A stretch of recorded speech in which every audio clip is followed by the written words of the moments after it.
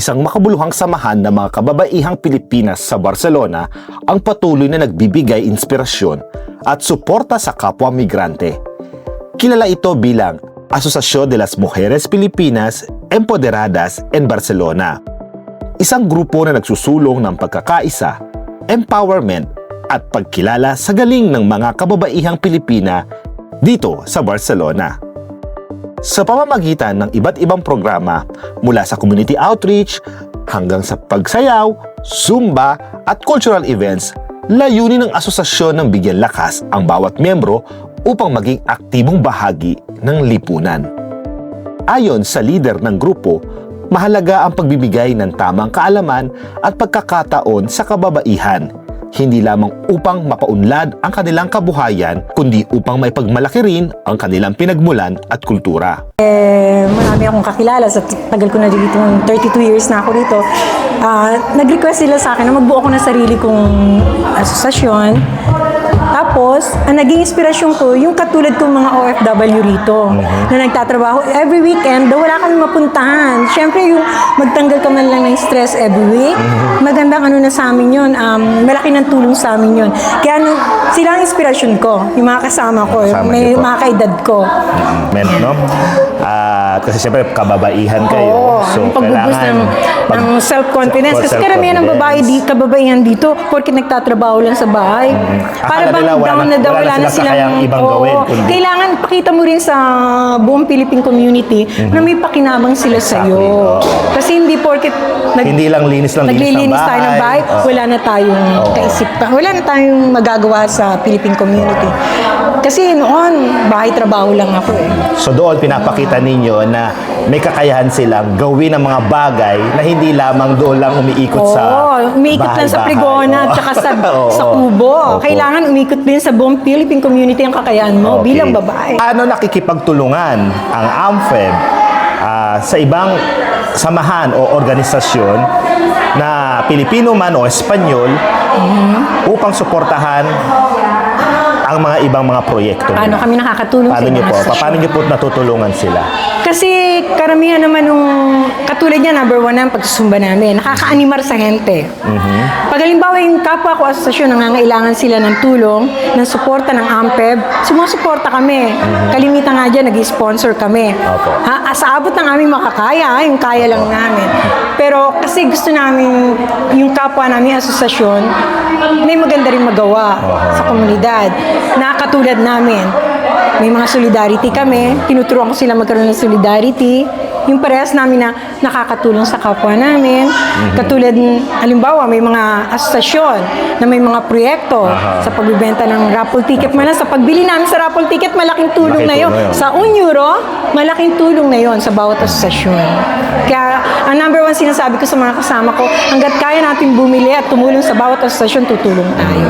Para suportahan suportahan lang. Katulad sa Abzoom, pag kailangan nila yung animar, mag-animar ng gente, kami yung number one na kikipag-combine sa kanila. Kasi maganda relasyon namin ng Abzoom, Abscat.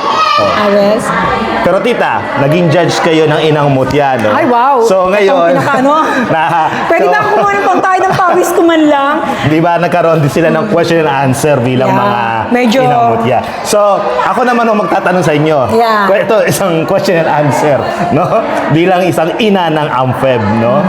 So, kung ilalarawan ninyo ang AMFEB sa isang salita, ano ito at bakit? Tapang. Bakit po? Kasi gusto ko, ang kapwa ko inang kasama ko sa AMPEB, matuto silang lumaban. Hindi magpabuli. Kasi isa na ako sa nabuli eh. Ngayon pinapakita ko sa kanila, pag may rason ako, lumalaban ako. Kasi ang taong may rason, kailangan pag may katwiran ka, ilaban mo. Huwag kang paapi. Kasi pare-pares lang tayo dito. Walang mayaman, walang mahirap. Pare-pares tayo nagtatrabaho. Kumbaga pantay-pantay lang. At pantay-pantay lang dito. At wala yung edukasyon eh. Kahit may tinapos yung isa, kahit accountant, kahit teacher, kahit professor, bahay pa rin eh. Trabaho pa rin eh. Euro pa rin ang kailangan natin kitain eh. Kaya kailangan maging matapang ka. Matapang ka sa pamumuhay, matapang ka sa bawat rason mo sa buong sa mga tao dito. Kasi ang dami dito na mga tingin nila sa taong nagtatrabaho sa bahay, dinadown ka nila. Dinadown. Pero bus mo, pakita mo, kahit ganito ako na nagtrabaho lang ako sa bahay, nakapagpag-graduate ako ng 4 na anak, kahit solong ina lang ako, tumapang ako dahil pinoprovoke ako ng mundo.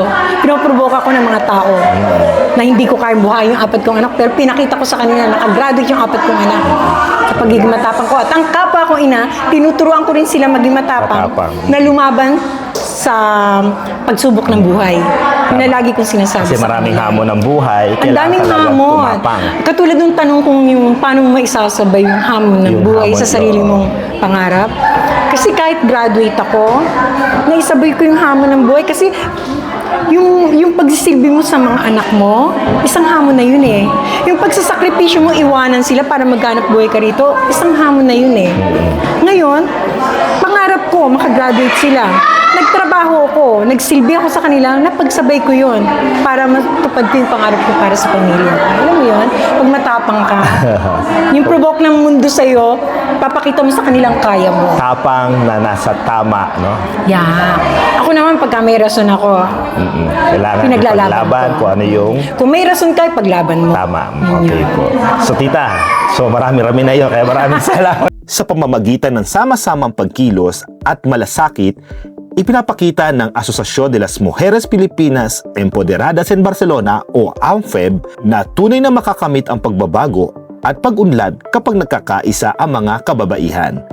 Mula dito sa Barcelona, ito si Creu TV para sa Katambayan Channel.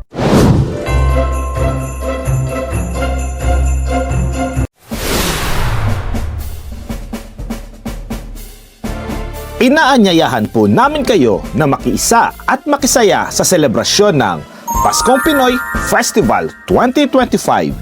Isang gabi ng kantahan, sayawan at pamaskong handog ng iba't ibang grupo mula sa ating komunidad. Gaganapin ito December 6, 2025 sa Aquarela Music Restaurant, Barcelona, Spain sa ganap na alas 4 ng hapon. Isang espesyal na pagdiriwang ng handog ng Filipino Migrants in Catalonia Association bilang bahagi ng paggunita sa kanilang ika-6 na anibersaryo. Tara na't damhin ang diwa ng Pasko sa piling ng ating kapwa Pilipino, puno ng musika, kasayahan at pagkakaisa. Para sa karagdagang impormasyon, makipag-ugnayan sa kinatawan ng Filmcat. Maligayang Pasko at manigong bagong taon sa Barcelona, Spain.